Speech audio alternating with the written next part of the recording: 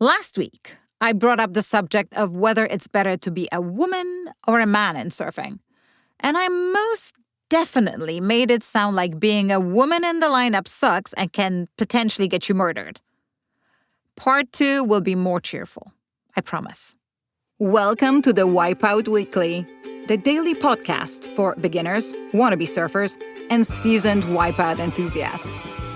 No hype, no filler, just the highs, lows, and honest truth about learning to surf and finding your place in surf culture. I'm your host, Suze Wilson. Let's go out. In case you didn't know the history of women in surfing, it went something like this.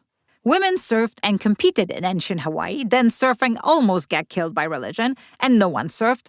In the mid-1930s, few women surfed, but they included women like Agatha Christie.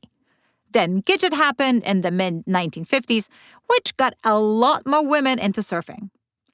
But it wasn't until the 70s when surfers like Marga Oberg finally helped legitimize women's professional competition. It was only in 2018 when top-tier pro surfing announced equal prize money for men and women at championship events. A totally historic shift for the sport that came so ridiculously late. Even now, we have 36 men and only 24 women competing on the championship tour, but that's a topic for another pod. Throughout the years, men outnumbered women in surfing. We're talking about 65 to 75% of men versus 25 to 35% of women, or the 2-to-1 ratio of male to female globally. You could call this progress, given that 20, 30 years ago, women were often estimated at under 15%.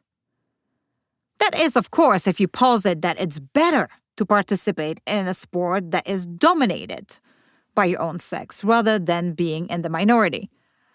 I am yet to find a positive to being in minority in general. Physically, men have had some advantages. On average, they have more upper body paddling power, and boards were historically designed around male weight ranges. Then again, women benefited from a lower center of gravity, which helps with balance, and girls are typically more flexible. Also, they look so much better when cross-stepping.